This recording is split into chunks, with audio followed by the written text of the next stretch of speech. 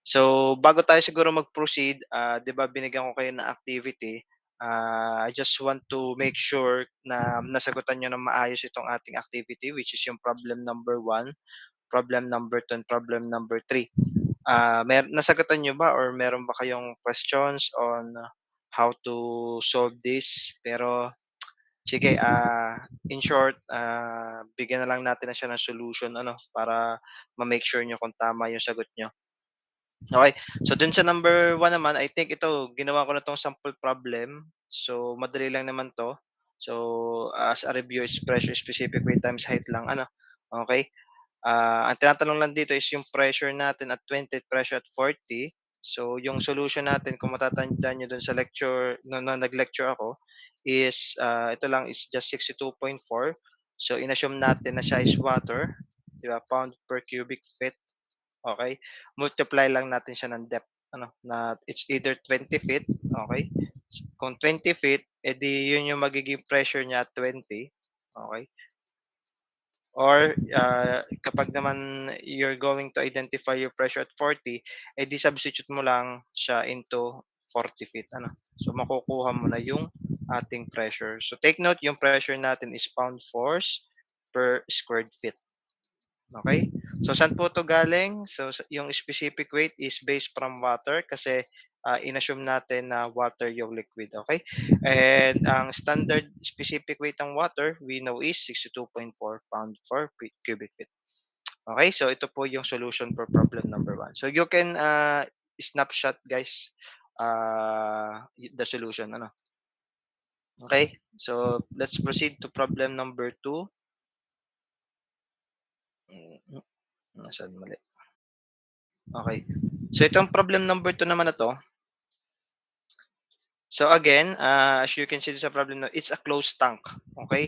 So kung closed tank siya, dapat is, siya is gauge pressure yung ating magiging sagot. So we don't need to add an atmospheric pressure kasi this is a closed vessel ano.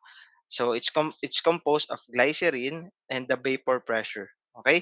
So ang tinatanong natin the pressure at the bottom of the tank. So let's say at the pressure of this ano. So ibig sabihin at the solution, yung pressure mo at the bottom, okay? So siyempre siya yung ating vapor pressure or yung pinang V plus yung pressure mo ng glycerin. Okay, ng gly. Okay?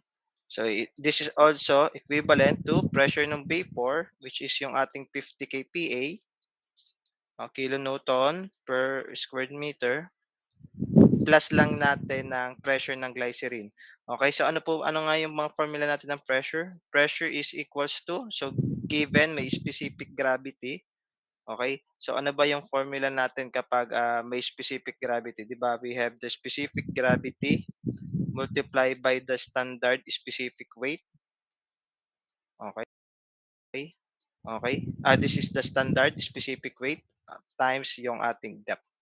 Okay? 'Di ba ito yung mga formula natin ng ating pressure or specific weight times height or pressure is equals to rho GH na ang rho g nga natin is specific weight ano. Okay? Then in terms of specific gravity, so ito yung laging kong ginagamit na formula kasi mostly yung mga formulas natin for finding pressure is laging specific gravity yung given. Okay? So kaya ito yung lagi yung ginagamit na formula. So yung glycerin natin, we know this is a liquid. So therefore, dapat yung standard specific weight na gagamitin natin should be based from water. Okay? So ibig sabihin, yung pressure mo sa glycerin is equals to, since this is a metric, okay, we have specific gravity, which is 12.34. It's 12.34. Multiply lang natin siya ng standard specific weight ng water. So ano ba yung standard specific weight ng water? Di ba 9.81. Basta 9.81 kilonewton per cubic meter. Just multiply lang natin ang depth na 2 meter, okay? So dito lalabas na yung iyong pressure at the bottom. Okay, in kilonewton per meter squared or in Pascal. Okay, so you don't need to add atmospheric pressure. Okay, atmospheric pressure because this is a closed vessel. Okay, so this is the pressure at the bottom. So yeah, you can compute na lang guys. Ano? So again, it's just the sum of yung ating vapor pressure plus yung ating glycerin. Okay? So you can snapshot now. Then for number 3 naman, so pag nakakita naman kayo ng ganito, it's a combination of several liquids on a certain tank. So ang gagawin niyo lamang dito is just pagpaplasin-plasin niyo lang ano. Okay? So since ang tinatanong naman dito is the pressure at the bottom of the tank again, so ibig sabihin yung pressure mo at the bottom is the total pressure natin, which is yung pressure ng, so this is an open, so ibig sabihin meron ka ditong automatically atmospheric pressure na. So we can have atmospheric pressure plus yung pressure mo ng oil o oil SAE, okay, plus pressure ng water plus pressure ng olive oil ulit, olive oil, and gamitin OL, plus pressure naman ng mercury, Hg. So yun lang. So pagpa-plus-plusin lang natin para makuha natin yung pressure at the bottom. Okay, so ibig sabihin, since this is a KPA again, so we have 101.03 as your atmospheric pressure. So ito siya. It is kilonewton per square meter plus pressure ng oil. So we have binigay specific gravity. So we have 0.89. Multiply natin by the standard specific weight of water na 9.81 kilonewton per cubic meter. Multiply by 1.5 plus water. So we know this is 1. So we have 1 times, again, 9.81 kilonewton per cubic meter times 2.5. So saan po galing tong 9.81? This is yung standard specific weight ng water. Ano? Kaya siya 9.81 and this is yung specific gravity. Okay? Plus olive oil. So olive oil is 1.39. So it's 1.39 multiplied by 9.81 may multiplied by 2.9 plus mercury. So mercury is 13.6 times 9.81, okay, multiply by 0.4. Okay, so lalabas, ito yung mismong pressure mo at the bottom. Equals in kPa. Okay? So, any questions so far guys dun sa ating naging activity? So, madali lang naman, no? Pagkuha ng pressure. Any questions? Or kung wala, can you please thumbs up if wala kayong questions? Wala pala. Wala. Okay, so sige guys, think kung wala kayong questions, we will proceed now to the next topic natin. Ano? Okay. So, this is another topic natin for pressure measuring instruments. Okay. So, I think napag-aralan niyo rin to sa inyong mga previous subjects. Okay. So, you're going to determine or to calculate the pressure by using the pressure measuring instruments. So, yung meron tayong iba't ibang klase ng pressure measuring instruments. So, we have manometers, piezometer, pressure gauge, and barometers. Okay? So pag sinabi sa inyo manometer, is a simple and inexpensive device of measuring pressure and pressure difference. Okay? So dito, kung mapapansin nyo dito, yung manometer natin is sabi dito, it can be used for, may questions? Hindi ko makita kung may nag-raise ng hand eh. Wait lang. Okay, wala naman.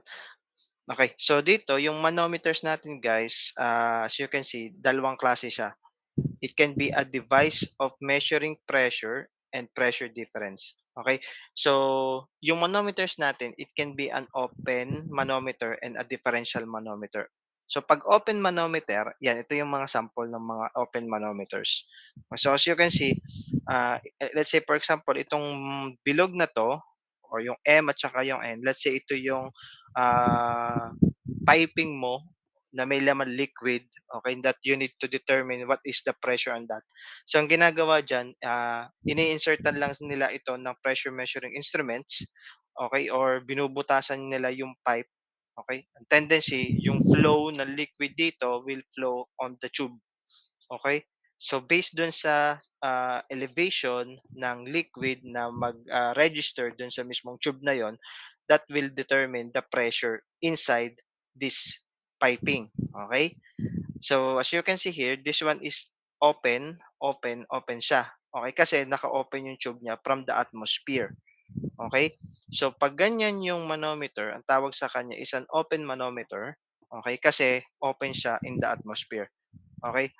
And kapag open manometer, okay? You are just determining the pressure. Okay? So yung pressure mismo nung nasa piping mo or dito sa point M at saka sa point N, yung madidetermine mo. Okay? If pressure differential yan, ito, open manometer siya. Kung differential manometer naman, so as you can see naman, hindi na siya open kasi ang sinusukat niya dito is yung pressure difference mo between point M and point N. So let's say we have two piping, ano, let's say meron kang dalawang piping dito and you are just need to determine ano yung magiging differential pressure ng dalawa. Okay? So ibig sabihin ng differential pressure, it should be PM minus PN or PN minus PM. Okay? Or ano yung change ng pressure ng dalawang ito. Okay? So if you're going to get the pressure difference, you can use the differential manometer. Okay? So differential manometer is connecting to. Okay? Hindi siya open sa atmosphere kasi they are connecting with each other. Okay? Close siya.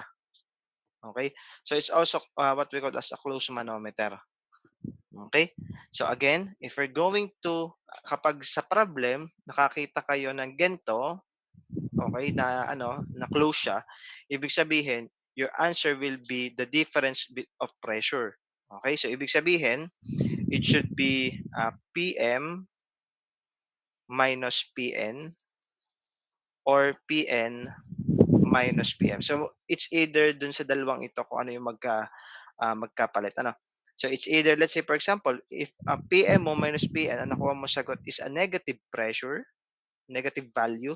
So anong ibig sabihin nun? So pinapakita lang, wag kayong magpapanik pag negative, hindi siya ibig sabihin mali yung answer mo.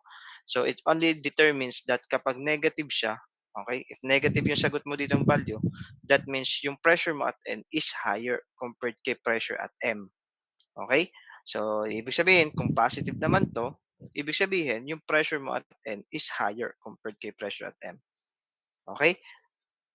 Then kapag open manometer, ay nawala. Then again, kapag open manometer naman tayo, so parang kaparehas ang pagso-solve natin dito sa ganito. You will determine the mismong pressure indication kung ano yung pressure lang dun sa point M or pressure sa point N. Okay, so I hope you get the difference between the two. Okay, so we can also have classified it as piezometer. So yung manometer natin, this is the simplest form of a piezometer is the simplest form of manometer which is tapped into the wall of a pressure conduit for the purpose of measuring pressure. So mostly guys, ang itsura ng piezometer is ito yung mga nasa tangke. Okay, or nasa tank siya, okay? And then dito is ini-insertan lang natin siya ng piezometer. So ganyan lang siya. Isang vertical lang na ganyan. So syempre yung liquid magre-register dito. Okay? So ito yung makukuha natin yung mismong pressure equivalent nito. Okay? So yun naman yung example ng piezometer. Okay, so for you to solve manometer problems, so yung una muna nating i-consider is how are you going to solve pressure using an open manometer. So again, if it's an open manometer, you are just measuring the pressure, okay, in a specific point. Okay, so step by step procedure number one, it is easier to work in units of pressure head rather than pressure for solving any manometer problem. Number one, draw a sketch of the manometer approximately to scale. Number two, decide on the fluid of which head are to be expressed. Water is more desirable. In most cases, we suggest to use head in water even if there is no water in the system. Okay. And number three, anong ibig sabihin nun guys? So, ibig sabihin nun, kahit na sa manometer mo, let's say for example, there's a combination of a liquid and a gas. So let's say, 'di ba sabi natin kapag kumukuha ka ng pressure, or let's say specific weight kapag gases, 'di ba ang ginagamit natin should be the standard specific weight of air. Ano? So sinasabi lang dito na use water as a desirable. So ibig sabihin kahit na siya is air, okay? When you're getting the pressure or the specific weight, so use na lang specific weight of water for all. Okay? So starting at a point of no pressure head, number in order the levels of contact of fluids of different specific gravities. Proceed from level to level. Add pressure head in going down and subtract pressure head in going up with due regard to the specific gravity of the fluid. So isa-isahin natin to by providing an example. Okay? This is sample nito is this is a piezometer. Okay? A piezometer kasi isang ganyan lang siya. Okay? Ang piezometer, isang ganyan lang, then magiging ang mga manometer natin yung mga ganyan-ganyan na ano. Okay? So let's say for example, number 1, for the pressure vessel containing glycerin with a piezometer attached, what is the pressure at point A? Okay? So let's say ito daw is glycerin. Then insert tayo ng piezometer at this point. Okay? So since this is an open to atmosphere, you are just determining the pressure at point A or yung mismong pressure at liquid. Okay? So dito, as you can see, wala tayong given na glycerin. Okay? Na value. So we can use, gamitin na lang natin yung glycerin natin on the previous problem. So yung specific gravity ng glycerin natin ay nasaan? 12.34. So we can use specific gravity of 12.34 based din data. No? Yun na rin din yung gamitin natin. Okay, so let's say ang specific gravity is 12.34. Okay, so for you to determine the pressure, okay, ang gagawin nyo lang is magsisimula kayo dito. Okay, kasi yun yung hinahanap natin. So again, lagay nyo lang pressure A. Okay, okay. So sabi natin, 'di ba doon sa principle ng pressure, sinasabi ko, okay? Water or in determining the pressure, okay. So dito sa diniscuss ko na properties of pressure at same elevation is constant. So we're just having a review on this, ano? Asan 'yan? Characteristics of pressure. The values of the pressure acting at any point in a fluid at rest are equal regardless of its direction. Okay? So, itong number 2 characteristics of pressure, gamit na gamit 'to 'pag magso-solve ka ng manometer. Okay? So, dito, sinasabi lang niya that yung pressure mo at A is constant throughout. Okay? So, ibig sabihin, from this level at this point, it's also pressure A. Ano? Okay? So, same yan. So this point and this point are the same kasi they are on the same axis or same elevation. Okay? Then sabi, kapag ikaw is pataas dun sa datum line, it should be negative. Pag pababa sa datum line should be positive. Okay? Kasi as you can see, nawala ulit. Makikita nyo dun sa direction, excuse me, saan ba yun? Mapapansin nyo dito sa direction natin ng wala, yan. Level to level. Okay, yung level na pinapakita ko is itong line. Okay, sabi dito, add pressure head kapag going down. So kapag yung liquid mo is going down, positive. Pag yung liquid mo is going up, negative. So tayo is going up kasi yung itong pressure no, pinupush niya ito upward yung liquid natin. So that's why it's negative. Okay? So when you're going to calculate, start with PA, okay? Pataas. So pataas is negative, so minus, compute natin yung pressure dito. So since this is glycerin, so yung pressure mo at this point is 12.34. So this is specific gravity times water, 9.81 kilonewton per cubic meter multiplied by depth. So this is ano pala, English. So we're going to use English. So it's 62.4. Okay, so this is pounds per cubic feet. Okay, multiply natin by 40.8 inches. Okay, mali. Hindi siya magka-cancel. So, multiply natin by 1 cubic feet.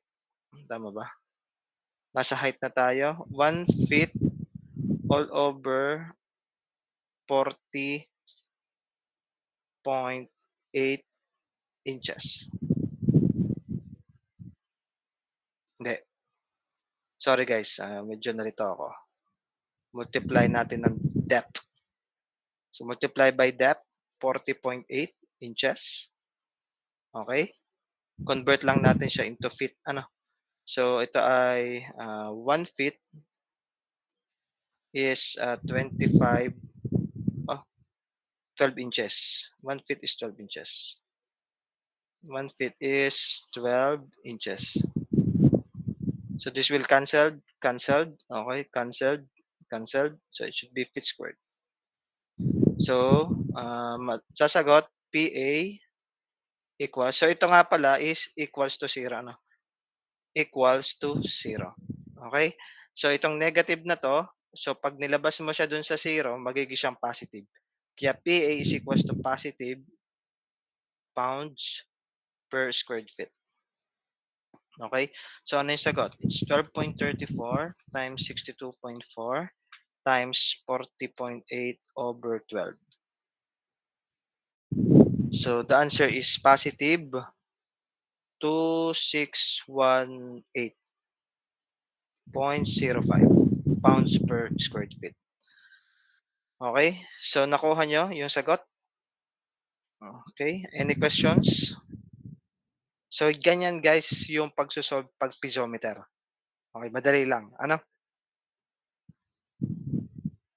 Any questions? Wala. Okay, so next let's proceed to problem number 2. Manometer naman to, ano? So number 2. Okay, so in the figure, yung fluid to daw is carbon tetrachloride. So binigay ang specific gravity, 15.57. Yung fluid naman natin is benzene. Okay, specific gravity is 8.62. So tinatanong is the absolute pressure at point A. Okay, so what will be the absolute pressure at point A? So ngayon guys, kung mapapansin nyo yung sagot natin kanina dito, okay? So hindi ko siya pinalasan ng atmospheric pressure.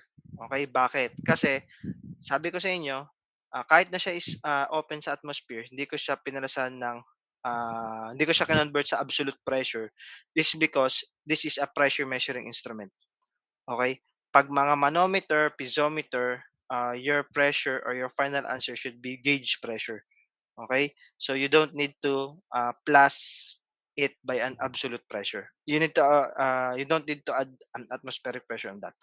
Okay? So I hope this is clear. Ano? So for this one, so kahit na siya is may atmospheric pressure, again, we will not convert it into absolute pressure. Okay? We will use the gauge pressure as a final answer kasi this is a pressure measuring instrument. Okay? So next, again, start tayo here. So we have your pressure A, which is yung ating hinahanap. Pressure A. Okay? So pressure at this point is the same with the pressure at this point. Okay? So dito na tayo. Ito yung datum. So ang tendency, a fluid that goes down is positive. Okay? So ibig sabihin, PA plus kasi pababa. Okay? So this is fluid 1. Ang fluid 1 natin is benzene, 8.62. So plus 8.62 multiply by water, 9.81, multiply by depth, 12 centimeter. So convert lang natin siya into meter, ano? So 12 over 100. Okay? So makukuha na natin yung pressure niya. Okay? So, nandito na tayo sa point na 'to. So, again, this point is with same elevation up to this point. Okay, so parehas lang 'yan. Okay? So, next, this is upward. Okay? So, ibig sabihin, pag upward, minus. Okay, again, this is fluid 2. Fluid 2 is 15.57. 15.57 multiply by 9.81. Okay? Multiply by 35 over 100. So here, okay, mako-compute mo na equals to 0. Don't forget equals to 0. So again, mako-compute mo na. So what is the value of PA? So it should be 8.62 times 9.81 times 12 over 100. Okay, minus 15.57 times 9.81 times 35 over 100 equals. So lalabas, ang PA is 43.31 kPa. Okay? Do you have any questions on this? Or just can you please thumbs up kung walang questions? Okay, thank you guys. Okay, so ito yung problem number 2. Dako tayo sa problem number 2. Ito naman, problem number 3.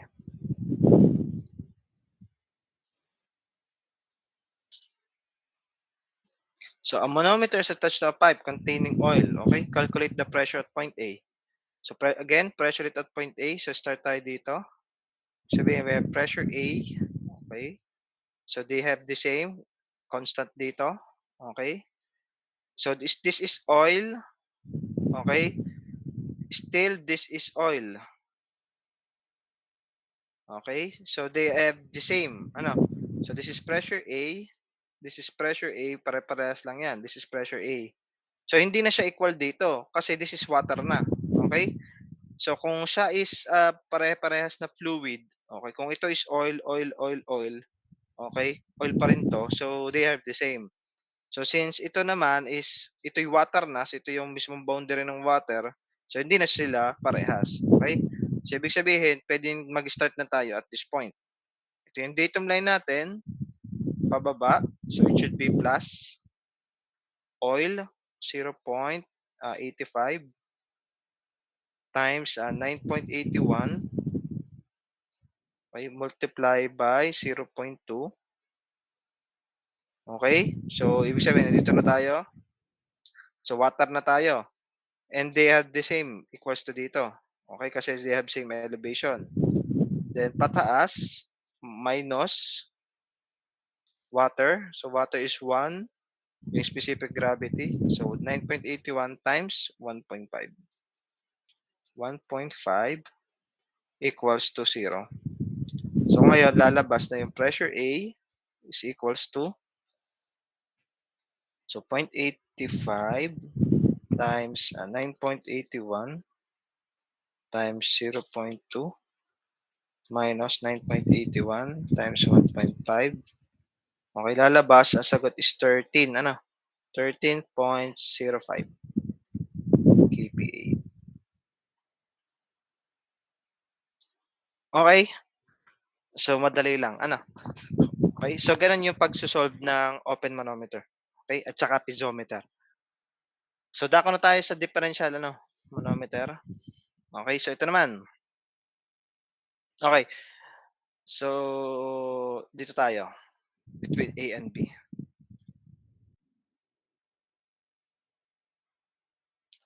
Okay. So ang pagso-solve naman itong differential manometer, ano lang 'yan, same lang din ng ating pressure manometer, ng ating open manometer. Okay, ang pagkakaiba nga laang, sa halip na equal siya sa zero, di gayong kanina natin is ine-equate natin siya sa zero. Pag differential, i-equate natin siya dun sa next pressure or pressure. Halimbawa dito, may sa halip na siya is kung ito'y open, equals to zero, So, since siya is connected sa B, magiging siyang equals PB. Kaya magkakaroon siya ng 'pag in-equate mo yung equation, magiging na siyang pressure difference. Okay. So ngayon, to solve that, start either of the two puwede kayong mag-start guys, Puwede kayong mag-start dito muna from right to left or puwede kayong mag-start from left to right. So it depends on you ano, parehas din lang yung magiging sagot niyan, okay. So kahit maging PA minus PB ka or PB minus PA yung, ginawa mo, so again, it should be the same, okay. Ang mangyayari lang magkakaroon lang ng, sign discrepancy kasi siyempre yung isang magiging point diyan, it should be much much more higher pressure compared to the other one, okay. So dito, I decided gawin kong PA minus PB, okay. So kung PA minus PB ako, I will start at pressure point A, okay. So we have pressure A is equals to pressure at this point. Okay, so pare-parehas 'yan. So tayo ay A, ito ay water. So water daw yung puti, mercury yung black. Okay? So kung ito is downward, so again, pag downward plus, so tayo is naka-English. So we have water is 1 specific gravity multiply by 62.4. This is pounds per cubic feet. Ano? Yung ating specific weight ng water. Okay? Multiply lang natin by elevation na 66.6, which is 66.6 inches, okay, times ito ay 12 inches, 1 feet. Okay? So guys, pagpasensya niyo na yung sulat ko kasi nagsusulat lang ako from mouse. Medyo nanakit na rin yung kamay ko. Hindi ako nakakapag-type kasi ito ay snipping tool. Okay? Pero I hope naintindihan niyo naman yung aking sulat ano. Okay? So this is 66.6 over 12. So ibig sabihin andito na tayo kasi nakumpyuta natin yung pressure. Okay? So again, as you can see, ito ay mercury, so they have the same. Okay? So ito mercury pa rin. Pero as you can see, meron tayong water dito. Okay? So ibig sabihin hindi siya parehas. Kung ito is buong mercury, so equal siya sa pressure na 'to. Okay? At equal siya sa pressure na 'to kasi mercury siya. Okay, so since meron siyang pag-eaten na water, okay, so tigil ka dito. So again, ito na yung naging datum line. So pataas na tayo. So ibig sabihin minus tayo ng mercury. So 13.6, 13.6 times 62.4, okay, times ito ay 40.3 ano. We have 40.3 over 12. Again, kinonvert ko lang siya sa feet. So, ang ibig sabihin, andito na tayo sa point na to. Okay? It's also the same with this point. Okay? So, kasi this is water. So, again, this is downward. So, plus, plus water ulit tayo. So, we have 9.81 times 22 over 12. Dito na tayo is equals to dito sa point na to kasi same elevation. So, next, up. So, we have minus mercury 13.6 times, oops guys, so ito is not 9.81, so ito ay 62.4, sorry. Tayo nga pala ay English, 62.4. So 13.6 times 62.4 multiply by elevation, nasa 30 inch, So it should be 30 inch over 12. Okay, so dito na ako. Okay. So ngayon, dito na ako sa point na to. Okay, so we have again minus ulit kasi pataas. So water na ulit tayo. So 62.4 multiply by 10 over 12. Okay, and this point, okay, is equals to this point. So gawin natin siyang equals to PB. Okay, so here, lalabas, we have PA. Then compute natin. 1 times 62.4 times, ano ba to? 66.6 over 12 minus 13.6 times 62.4 over 40.3 over 12 plus 62.4 over 22 point, oops, 22.2 over 12. Okay, minus 13.6 times 62.4 times 30. 30 over 12. Okay. Minus 62.4 over, times 10 over 12. So guys, kung mali yung sagot ko, edi paki-inform na ako ha. Pero na-complete ko minus 4561.856 equals to PB.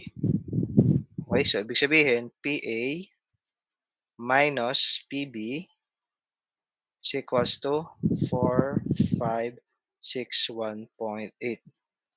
pounds per square feet. And this is your final answer. Okay? Nakuha po ba? Any questions? So, can you please thumbs up kung walang questions? Okay, so I hope the topic is clear. Okay.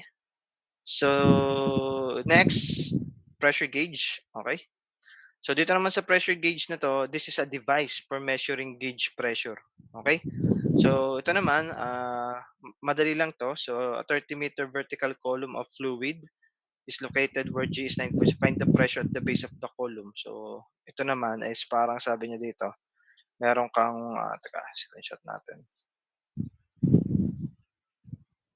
Okay. Dito sabi lang niya, meron kang column daw, vertical column. Okay.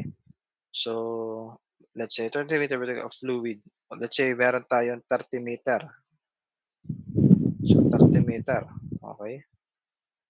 Then may density 187 located at G. Find the pressure at the base of the column. So ito lang, madali lang So ano yung pressure? Ibig sabihin, andito yung pressure gauge. Okay? So ano ba yung magiging measurement?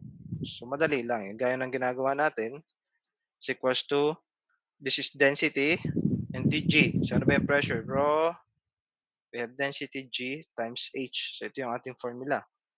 So density is 1878 kilograms per cubic meter to. Multiply by 9.65. This is meter per second squared. So ito yung Newton na to, Newton per cubic meter. Multiply by height, 30 meter. Okay, so ito ay Newton per square meter. Divide na lang natin ng 1,000 para maging kilonewton per cubic meter. So lalabas, we have 1878 times 9.65 times 30 over 1,000.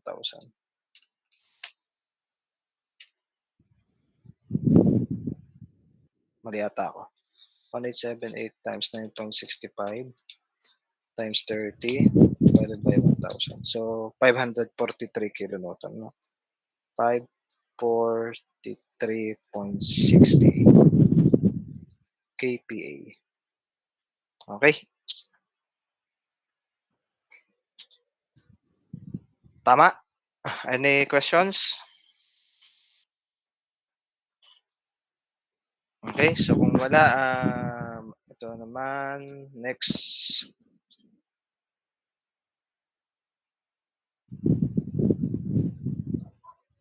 Barometer. So yung kanina, ito yun naman, barometer. Di ba sabi natin, barometer is used to measure atmospheric pressure. Okay, so this is a barometer. At kung mapapansin, sabi ko dito, ito yung diniscuss ko last meeting, nagde-decrease ng 11.1 per 1,000 meter at sea level. Okay? So kung meron kang, let's say for example, kung ang sea level natin is 101.3 kilopascal, parang mali ata yung pagkakasabi ko sa inyo last time, parang sabi ko ati 61. So paki-correct na lang guys, So please make it 11.1 pala yun, 11.1 kilopascal. Okay? It will be decreased by 11.1 per every 1,000 meter. Okay? So sample, the pressure of the boiler is 9.5. The barometric pressure, 75. Find the absolute pressure in the boiler. So madali lang ito. So ito, gawin nyo lang.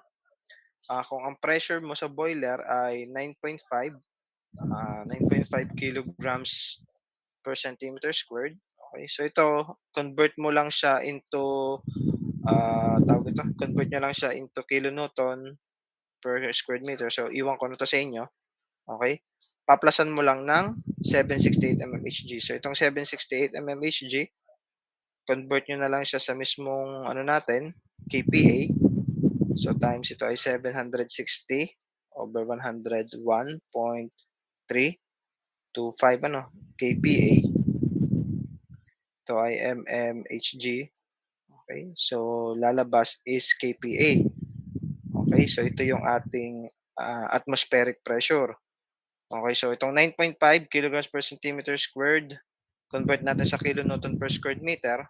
Paplasan mo lang siya nito. So, yun na yung absolute pressure. Okay? So, hindi ko na siya sasagutan. Okay? So, it's up. Ipakisagot na lang. Madali lang naman. Okay? So, dito, number 2, determine the atmospheric pressure. So, ito nga, 3,500 meter. So, kung kanina, sabi nga natin, yung pressure mo ngayon at 3,500, okay, is equals to 101.325 kPa. So, ito yung ating at sea level, di ba? So, maminusan lang natin siya ng 11.1 kPa per every 1,000 meter. Okay? Okay? Per 1,000 meter. So, syempre, multiply natin kung ilang 3,500 meter. Okay? So, magka-cancelled out. Cancelled out. So, kPa. Lalabas yung pressure mo at 3,500 equals 101.325 minus 11.1 over 1,000. Multiply lang natin ng 3,500. Okay, so the answer is 62. 62.4. Ibig sabihin, ito yung ating kPa, atmospheric pressure at 3,500 meter. Okay? Nakuha po. Ano pa? Opo. Okay, thank you guys. Ayun, so tapos na pala tayo na. So hanggang dito lang guys yung module 1 natin, more on pressure measuring instruments. So madali lang. Tapos na natin yung different properties of the fluid. Then natapos na rin natin yung mga how to get pressures and also pressure measuring instruments. Okay? Then for next meeting, we'll proceed to the discussion naman ng module 2. Okay, so sa module 2 guys, I think ang module 2 is the discussion ng hydrostatic forces. Okay? I suggest mag-review kayo ng ating integral calculus. Okay? Kasi for you to get the hydrostatic forces, you need to integrate. Okay, so medyo dadako na tayo sa medyo mga mahirap-hirap na topic natin. So, yun nga guys para hindi kayo ma-shock, ma-culture shock sa pag-integrate, di paki-review ng integral calculus. Okay, kasi yun nga, meron tayong mga equations na ipo-provide, then you're going to integrate. Okay? Based from the equations. Okay, so syempre medyo mahirap pa kayong magsagot kung nalimutan nyo na yung pag-integral. Okay? Kaya I suggest i-review nyo rin. Okay? So yun lang guys, and for Saturday, so wala tayong klase next Saturday. And then on Sunday, so since on Sunday asynchronous tayo, wala na rin tayong klase. Okay, so ibig sabihin for this week, hindi na magbibigay ng activity for the asynchronous session. Okay, so enjoy your weekend na lang muna. Then for next meeting, doon tayo mag-focus for the next topic. Okay? Or pwede na, or I'll send you the module 2 na, okay, para may magawa kayo sa asynchronous session, edi kung kayo masipag talagang mag-aral at wala kayong ginagawa, edi ipag-aralan niyo yung module 2. Okay, advanced reading na. Okay?